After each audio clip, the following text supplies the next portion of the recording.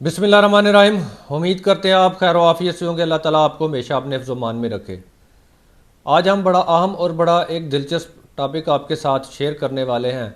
उसके कानूनी पहलुओं का जायज़ा लेने वाले हैं कि जब मंगनी कोई तोड़ दे बिला वजह, बगैर बताए और बगैर किसी वजह के आपकी मंगनी टूट जाती है, तो क्या आप मंगनी तोड़ने वाले के ख़िलाफ़ कानूनी चाराजोई कर सकते हैं और कौन कौन से केस आप उसके ख़िलाफ़ कर सकते हैं और कौन कौन सी FIR आप उसके ख़िलाफ़ करवा सकते हैं।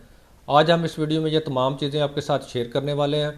लेकिन इससे पहले अगर आप हमारे चैनल पर नए हैं तो हमारे चैनल को सब्सक्राइब ज़रूर कर लें ताकि इसी तरह की मालूमाती वीडियो बर वक्त आप तक पहुंचती रहे। मंगनी वैसे तो कोई निकाह नहीं होती, कोई कॉन्ट्रैक्ट नहीं होती, लेकिन कम से कम एक मुआशरती कमिटमेंट ज़रूर होती है। इसमें पैसे लगते हैं, तोहफ़े तोहफ़ जो है एक दूसरे के साथ उनका तबादला होता है, ज़ेवरात का तबादला होता है, अच्छे खासे अखराजात होते हैं। लेकिन एक वक्त आता है कि बाज़ का ऐसा होता है कि बग़ैर किसी वजह से कोई एक फ़रीक जो है वो अचानक मंगनी तोड़ देता है। अब आपकी दिल आज़ारी भी होती है, आपको तकलीफ़ भी होती है और आपके वसाइल का ज़िया भी होता है, आपके पैसे भी ज़ाया हुए होते हैं। लेकिन हमारे माशरे में अक्सरियत लोगों को अंदाज़ा ही नहीं है कि अगर मंगनी तोड़ दी जाए तो उसके ऊपर भी कानूनी चाराजोई की जा सकती है। मंगनी तोड़ने पर मुतासरा फ़रीक जो सबसे पहला केस कर सकता है मंगनी तोड़ने वाले फ़रीक के ख़िलाफ़, वह सूट फॉर डैमेजेस, हर्जाने का दावा।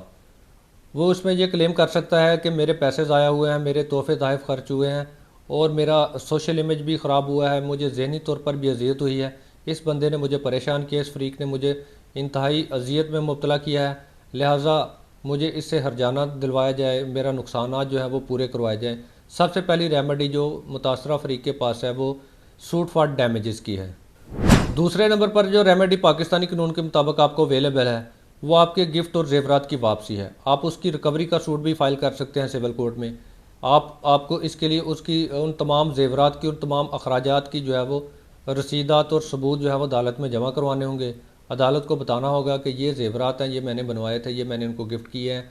चूँकि अब हमारी मंगनी टूट गई, हमारी कमिटमेंट नहीं रही, तो लिहाजा मेरे जो जेवरात हैं ये वापस दिलवाए जाए। आप suit for recovery civil court में कर सकते हैं। अगर मंगनी तोड़ने वाला फ़रीक आपके ऊपर झूठे इल्ज़ाम लगाता है, आपकी किरदार कशी करता है, सोशल मीडिया पर आपको बदनाम करने की कोशिश करता है, तो आप उसके ख़िलाफ़ डेफामेशन ऑर्डिनेंस 2002 के तहत हित्क इज़्ज़त का दावा भी कर सकते हैं। चौथे नंबर पर जो रेमेडी आपको अवेलेबल है, जो कानूनी चारा जो ये आप कर सकते हैं, अगर आपके साथ धोखा हुआ है, आपके साथ झूठ बोले गए, आपके साथ फ्रॉड हुआ है, तो आप उसके ख़िलाफ़ 420 की FIR पुलिस स्टेशन में भी दर्ज करवा सकते हैं कि इसने मुझसे उम्र छुपाई है या इसने मुझसे झूठ बोला है, नाम छुपाया है, या अपनी किसी भी किस्म का कोई इसने फ्रॉड किया है, कोई अपनी माली हालात के बारे में इसने झूठ बोला है, ये किराए के मकान में रहते थे लेकिन इन्होंने अपना मकान बताया, या किसी भी तरह का आपके साथ कोई धोखा फ्रॉड कोई झूठ किया गया है, तो आप उसके ख़िलाफ़ 420 की FIR जो है वो पुलिस स्टेशन में भी दर्ज करवा सकते हैं। अगर तो दोनों फ़रीक़ैन रजामंदी से मंगनी तोड़ते हैं, दोनों राज़ी हैं, दोनों में इस बात पर इत्फाक़ है कि ये मंगनी मज़ीद नहीं चल सकती, तो फिर तो कोई केस नहीं बनता।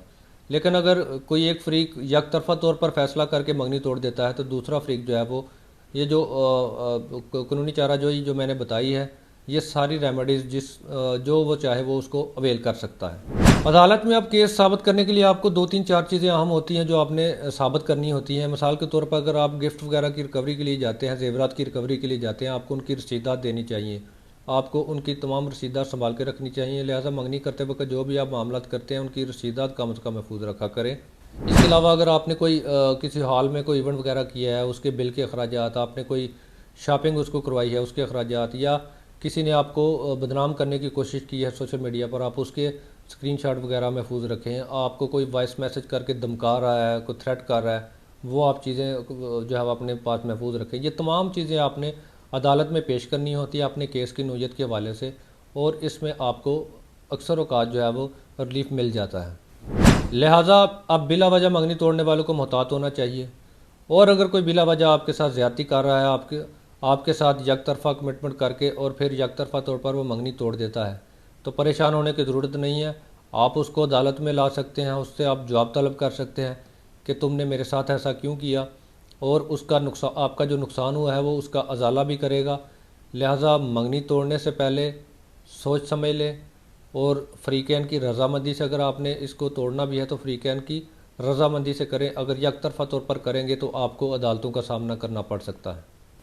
उम्मीद करते हैं आपको वीडियो पसंद आई होगी। अगर वीडियो पसंद आई है तो लाइक कमेंट शेयर जरूर कीजिएगा। हमसे किसी भी किस्म का कानूनी मशवरा करना चाहते हैं तो दिए गए हमारे नंबर पर व्हाट्सएप मैसेज करके आप हमसे किसी भी किस्म की कानूनी राय ले सकते हैं।